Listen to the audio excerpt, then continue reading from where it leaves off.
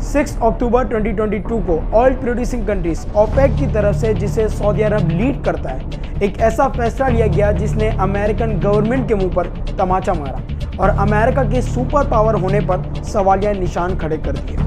अब यह फैसला क्या था, इसे अमेरिका की बेइज्जती क्यों समझा गया और अमेरिका का इस पर क्या रिस्पॉन्स आया, इस पर बात करने से पहले जानते हैं और समझते हैं हालिया सालों में हुई अमेरिका और सऊदीया के दरमियान कुछ ऐसी चीज़ें जिसने इन दोनों के ताल्लुकात को मुकम्मल तौर पर बदल के रख दिया है। लेकिन वीडियो शुरू करने से पहले, मेरा नाम फैज़ान रज़ा मारफानी है और आज की इस वीडियो में मैं आपका होस्ट हूँ। तो देखिए, सऊदी अरब शुरुआत से ही अमेरिका का बहुत ही क्लोज एली रहा है। इन दोनों की कुछ ऐसी इनसिक्योरिटीज़ और म्यूचुअल बेनिफिट्स हैं जिसकी वजह से ये दोनों एक दूसरे को चाह कर भी छोड़ नहीं सकते। अमेरिका के पास एडवांस वेपन्स, आर्मी और सऊदीया के पास बहुत सारा पैसा, ऑयल और इन्फ्लुएंस है मुस्लिम कंट्रीज पर, खास करके मिडिल ईस्ट पर। अब ये वो बातें थी जिसे डोनाल्ड ट्रंप तो बहुत अच्छे से समझते थे, इसलिए इन्होंने सऊदी अरब को अपनी फॉरेन पॉलिसी की टॉप प्रायोरिटी रखा था, जिसकी वजह से एक तरफ सऊदी अरब और मोहम्मद बिन सलमान की तरफ से बिलियंस ऑफ डॉलर्स इन्वेस्ट किए गए अमेरिकन मार्केट में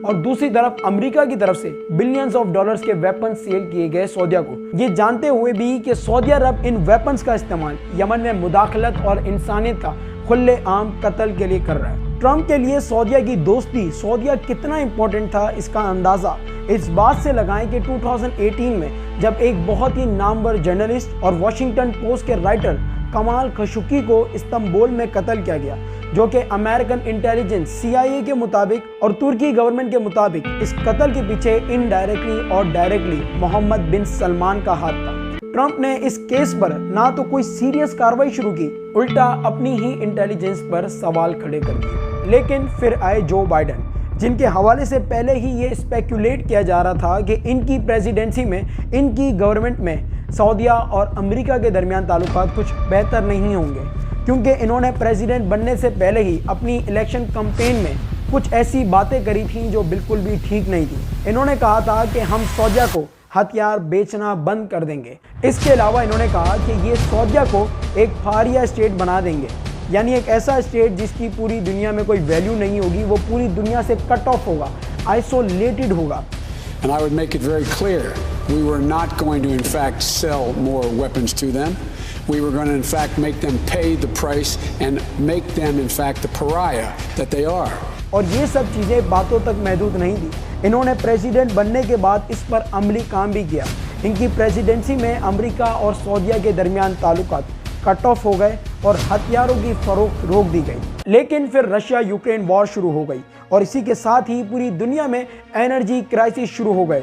ऑयल की प्राइसेस अपनी बुलंद सतह पर पहुंच गई, जिसकी वजह से एक तरफ तो महंगाई ने बहुत से मुल्कों में अपना तारीखी रिकॉर्ड तोड़ दिया, इंक्लूडिंग अमेरिका, जिसके यहाँ महंगाई ने अपना 41 साला रिकॉर्ड तोड़ दिया, और दूसरी तरफ रशिया को भी इससे बहुत ज़्यादा फ़ायदा हो रहा था, क्योंकि इस ऑयल प्राइस हाइक से जो एडिशनल रेवेन्यू हो रहा था, इसकी वजह से रशिया को वॉर को फंड करना आसान हो रहा था। अब इन सब चीज़ों को देखकर अमेरिका को याद आया कि यार, हमारा एक दोस्त भी तो है मिडिल ईस्ट में, जिसको हम जब यस कहने को कहते हैं तो वो यस कहता है, जब हम उसे नो कहने को कहते हैं तो वो नो कहता है। जी हाँ, मैं बात कर रहा हूँ सऊदी अरब की।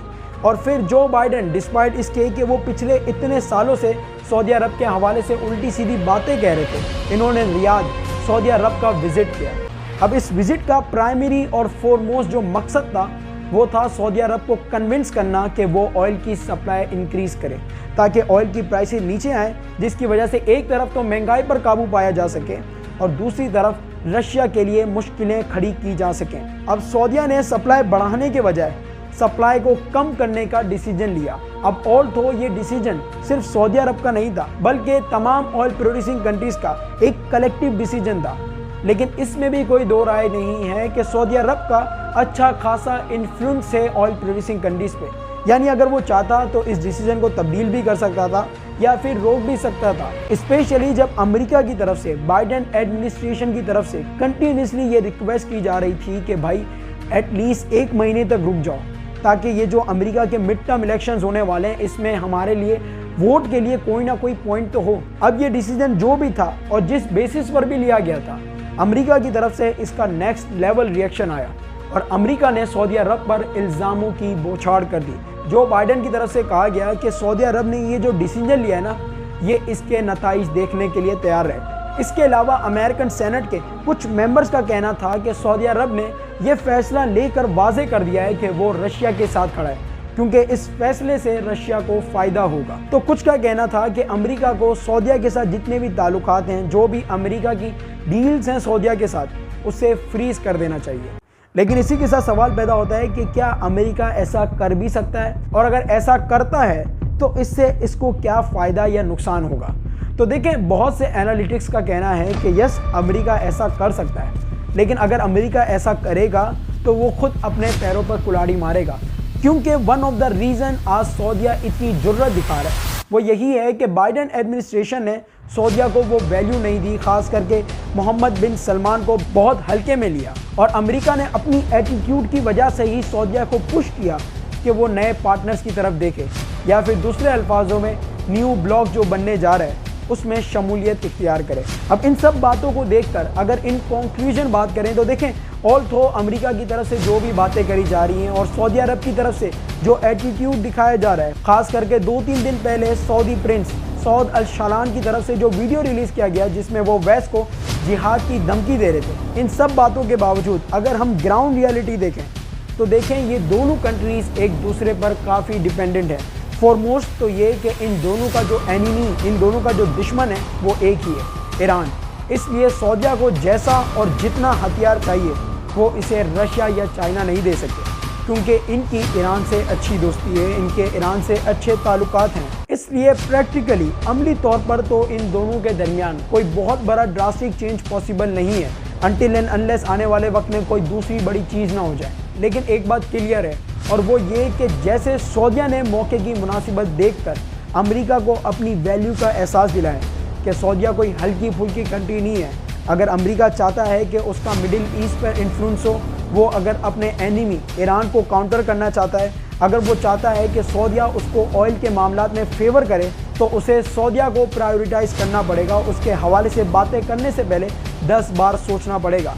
तो अमेरिका भी मौका देखकर अपनी वैल्यू का, ये जो अमेरिका की अभी बेइज्जती करी गई, इसका हिसाब दे सकता है। इसी पर ही मैं अपनी वीडियो को एंड करता हूँ। इन द एंड आपसे पूछता हूँ, आपको क्या लगता है इन दोनों के हवाले से, क्या इन दोनों के ताल्लुकात में कोई बहुत बड़ा चेंज आएगा? अमेरिका ये जो बेइज्जती हुई है इसका कैसे बदला लेगा? अपनी राय कमेंट सेक्शन में ज़रूर दें। वीडियो अच्छी लगी हो तो वीडियो को लाइक करना, और अगर आप आने वाले वक्त में भी इन्फॉर्मेटिव वीडियोज़ देखना चाहते हैं तो मेरे चैनल को सब्सक्राइब करना ना भूलिएगा। अल्लाह हाफिज़।